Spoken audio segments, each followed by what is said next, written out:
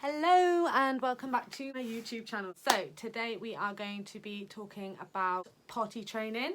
I've potty trained 3 boys very successfully, and I will be potty training Stoic, but not for another couple of years. But we have already started to introduce things and getting the ball a bit rolling.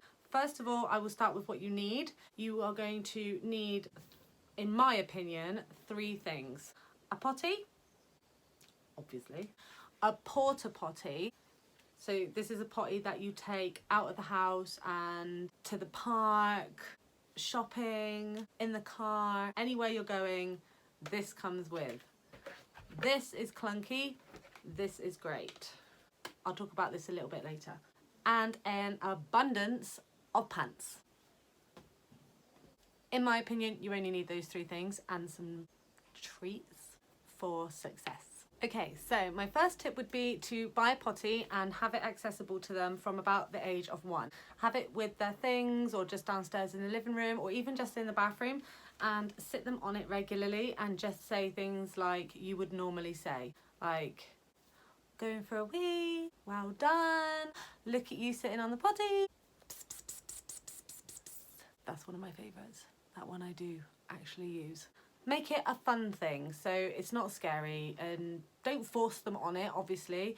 We just let Stoic kind of push it around, and if he sits on it, he sits on it. If he doesn't, he doesn't. We do encourage him to sit on it, just so that he can kind of get a feel for it and know what's expected of him 2 years down the line. We always start potty training just before they turn 3, so that when they start preschool, they're not in nappies, and for me personally, I don't really like other people changing their bums, so I like them to go at 3 completely dry. So yeah, so it just gets them used to hearing like this type of phrases that you're going to be using when you're introducing them to a potty years down the line. They'll have already heard it, they'll know what's kind of expected and what's going on. So for me, if they already know how to wipe their own bottoms and can pull their pants down and up themselves, things like that, it's just a little bit of peace of mind for me, because I like them to be able to kind of do that all themselves. So the porta potty. This one for me is really important, and it's actually invaluable, really it is. So we've had this porta potty since Noah started potty training at 2.5, and it has just been an absolute lifesaver of a thing. I just absolutely love it. It's so easy to use. You can use it in the house or out of the house. It doesn't really matter, but being able to just have it with you at all times is great. So what they do is they can obviously sit on it, and these little legs fold in and out like so. Just pop it out, like that. Fold them in, and it fits perfectly in a bag. And when you're out, if you can get to like a restroom toilet or things like that, then you can fold it flat, so that will sit on top of the toilet, and then they will sit on top of this bit, so they're not touching any part of a public toilet, which is always a great thing. And say you can't get to a public toilet, or there isn't one around, pop the legs back in so that it's nice and sturdy. You can get the bags for this separately. I think they come with a few bags to start with, but you can also buy the bags separately. But I don't actually have any yet to show you, because we haven't restocked the bags yet, because he's not 2. So I'm just going to show you with a normal bag. So what you would do is you would have your potty like that, pop the bag inside, and then with the handles, fold them over each leg. There's little bits here, little arches here for the bag handles to sit in, so that the bag can be really secure. And then you would just have them sat on the bag, do whatever they got to do into the bag. The ones that come with the porta potty have a little pad, so they absorb any wee, which is great.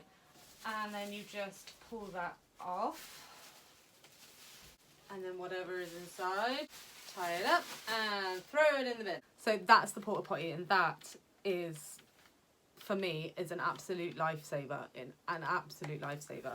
And I will link in the description box below where you can get one of these and how much they generally cost, because it was about 10 years ago now, so I can't actually remember. So that's that. Next thing you're going to need in your bag is obviously changes of clothes. I would recommend 2 to 3 changes of clothes, because no matter what, no matter how good you're doing, no matter how good they're doing, they're going to wet themselves or worse. So changes of clothes, you are going to need to obviously put them in your bag. And you can never go wrong with loads and loads of pairs of pants. They will burn through pants very, very quickly. So we always get like a couple of just multi-packs of pants. So probably about 14 pairs of pants will kind of do you. And obviously you can clean them out and wash them, and you don't throw pants away. But it's just so handy to have that abundance of pants. You just don't realise how many are going to go into the washing basket and how many you're going to need. I would also put in actually a hand sanitizer, so that if you're stuck, if you don't have that porta potty and you don't have your potty available and you do have to use a public toilet, what I do is I just squirt some hand sanitizer around the toilet seat and then wipe it with the tissue that's in the toilet, so that when they sit on the toilet, you know that, I think on those little bottles they say 99.9% of germs are gone. It just puts your mind at ease. So always keep a hand sanitizer in your bag too. So that's your bag packed. Now how do you get them to the point where you're actually going to use the stuff in your bag? For me, personally, I always wait until we have a nice spell of weather, because you're going to want to stay in your house for a few days just to really, really get the ball rolling. Because once you start, just don't stop, because if you stop, you're going to just confuse them. I mean, if you're one day you're potty training and then the next day they're in a nappy and they're going all over the place in a nappy, then you're just going to drag the whole process out for yourself. So take 3 or 4 days where you're just in the house with them and they can go outside or they can wander around, because they're going to want to be either naked or in pants, just so that you can really enforce it. And you're going to have to treat them like they are a puppy, watching them all the time, following them around, just being aware of their general movements. Like a puppy, very much so, they will give you a cue of what they're going to do. So with a puppy, it will turn in a circle before it squats down. And you kind of know, okay, get the puppy outside. But with a kid, it's a little bit different. So with my boys, what they've all done is, with a number 2, they will squat down. They don't stand up to poo, so they will squat. And the second they squat, I know to scoop them up and run them to the potty and sit their bum on the potty and get going. And then start with the, do a poo, you're doing great, push it out, do you want this sweet? And for a wee, they are all boys, so girls may be different, but for me personally, with the boys, they stand very still, they stare, and then they will look down at themselves before they do anything.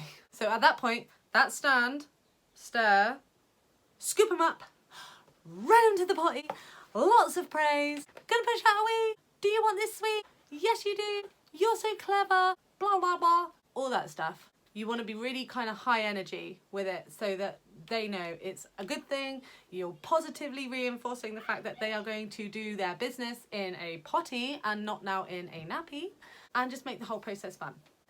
This next one I learned the hard way. So I'd already potty trained Noah, and then it had come to the point where I was going to potty train Eli. And those 2 boys are very different.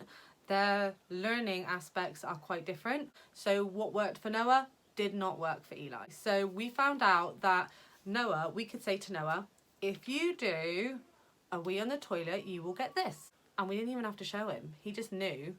And then he would do a wee and then he would get his reward. Simple, right? You'd think that that logic would apply to your next child, but it didn't. With Eli, we were really struggling trying to get him to go a number 2 on the potty. And it wasn't until we were one day at my mum's and she turned to me and she said, maybe he's more of a visual learner. Maybe he needs to actually see his reward. And I had never thought of it like that before. So she went downstairs and got this chocolate bunny and she put it on the side, and we went up to the toilet and she said to him, if you do a number 2 on the potty, you can have that rabbit. That was it, game changer. Because he could see the rabbit, the whole thing changed. He sat on that potty instantly and he sat there and he pushed out an enormous number 2, and I was gobsmacked. So we then just went with that. Whatever his reward was for going on the potty, he needed to see it first. Do you want this? go on the potty. Do you want this? Have a wee. Once you've had a wee, this is what you're gonna get. And the whole thing just got so much simpler since she pointed out that he was more of a visual learner. And lastly, just don't stress. It's gonna be hard enough. They're going to have accidents. They are going to wet themselves. They are going to tell you that they don't need the potty when really they do. And then you believe them, and then 2 seconds later, they wee themselves. The whole situation can be quite stressful. But as long as you don't let that stress show to them, they're not going to get stressed out by the situation. Because it's a big change. I mean, they've been wearing nappies for 2 years.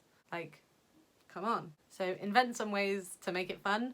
And also little boys, they just love to pee outside. So the second you're in nature and there is nobody around, don't feel shamed to let them pee against a tree because they love it. So those are my top tips and how I've got 3 children through that potty training stage. I am just now introducing Stoic to the potty now at 1. So we'll have to start this process again.